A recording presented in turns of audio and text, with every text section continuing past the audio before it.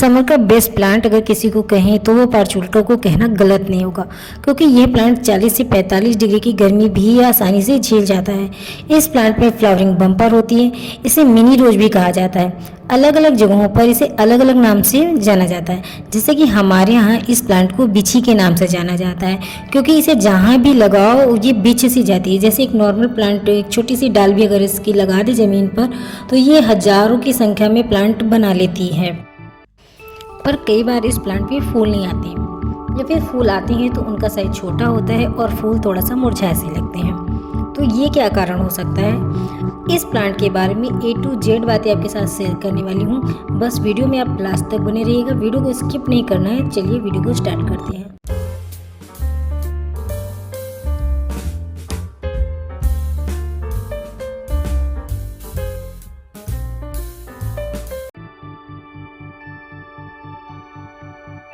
हाय दोस्तों, नमस्ते। कैसे हैं आप? उम्मीद करती हूँ कि अच्छे होंगे। और यदि आपके जीवन में कोई भी प्रॉब्लम चल रही हो तो वो जल्दी ही सॉर्ट आउट हो जाए, ऐसी मैं ईश्वर से प्रार्थना करती हूँ। मैं हूँ रचना शर्मा और आप देख रहे हैं हमारा YouTube channel great gardening and nature. तो चलिए बिना देरी करते हुए वीडियो को स्टार्ट करते हैं। पार्चुल्का का प्लांट इतना हार्डी प्लांट होता है कि ये सालों तक आपके गार्डन में रहता है। इसको लगाने के लिए किसी विशेष मिट्टी की भी ज़रूरत नहीं होती है। नॉर्मल गार्डन सॉइल में भी ये प्लांट खूब ग्रोथ करता है। बस यदि सही समय पर इसको सही फर्टिलाइज़र दिया जाए तो जो प्लांट है उसका जो फ्लावर्स आता है वो काफ़ी ब्राइट और बड़े साइज के होते हैं। यहाँ मैंने नॉर्मल मिट्टी ही ली है और गमले में नीचे सूखी पत्तियाँ डाल करके मिट्टी भर लेंगे। और अब सारे गमले मैंने भर लिए हैं और इन्हीं गमलों में मैं कटिंग्स लगाने वाली हूँ। पार्चुल्का के प्लांट को लगाने के लिए पॉट कैसा लें?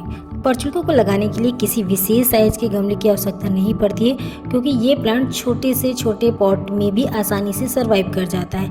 बस उस पॉट में ड्रेनेज होल होना चाहिए। पार्चुल्का को लगाने के लिए उसकी छोटी छोटी कटिंग्स लेनी है और मिट्टी में आधे इंच तक दबा देना है। और कटिंग जितनी घनी लगाएंगे गमले में उतनी ही ज़्यादा फ्लावरिंग होगी।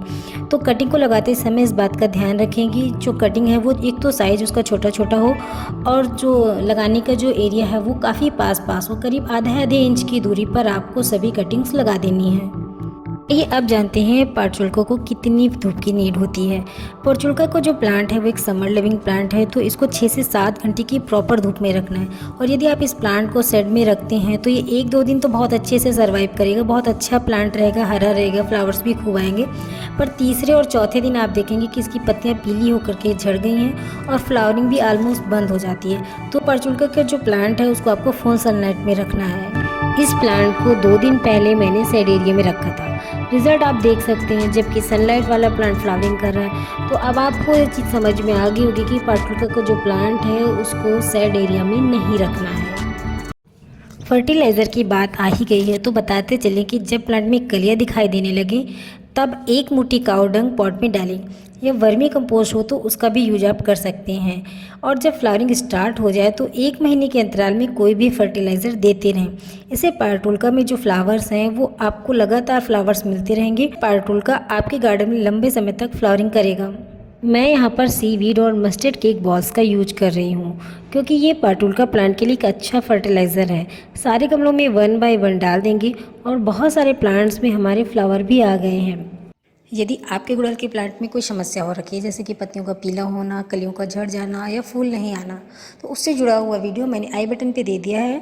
ऊपर क्लिक करके आप उस वीडियो को देख सकते हैं और अपने गुड़हल पे होने वाली सारी समस्याओं से छुटकारा पा सकते हैं। फिर फ्लावरिंग हो रही है। ये प्लांट हाइब्रिड वैरायटी के प्लांट हैं। इनमें देखिएगा कि आप सीड्स भी तैयार हो गए हैं। आप चाहें तो इन्हें स्टोर कर सकते हैं।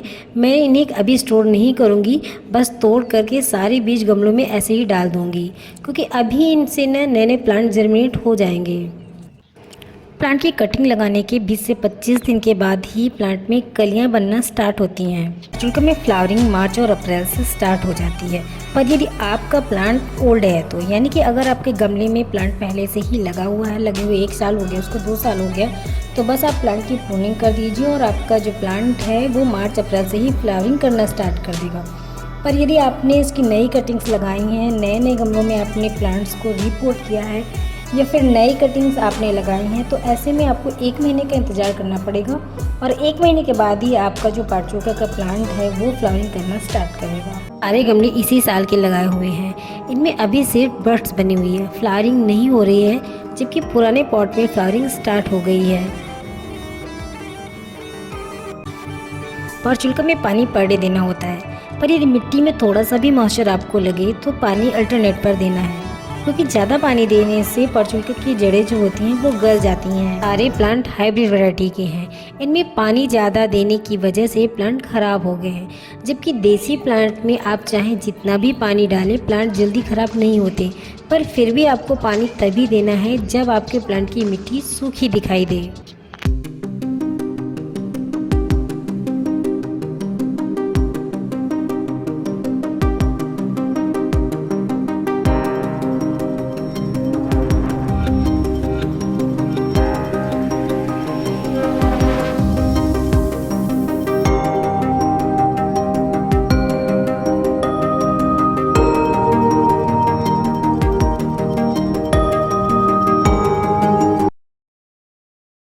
बहुत ही हार्डी प्लांट है, बहुत सारी कलर वैरायटी में सिंगल एंड डबल पेटल में आसानी से आपको नर्सरी पे मिल जाएगा। यदि इसकी छोटी सी भी कटिंग आपको कहीं से भी मिल जाती है तो इस समर सीज़न आप अपने गार्डन को रंगीन बना लीजिए।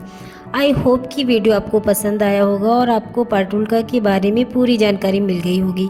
यदि वीडियो आपको पसंद आया तो प्लीज़ लाइक करें, शेयर करें, सब्सक्राइब करें और यदि कोई डाउट है तो आप नीचे कमेंट बॉक्स में उसे लिख सकते हैं। मिलते हैं किसी न्यू अपडेट के साथ, तब तक के लिए bye bye and thanks for watching.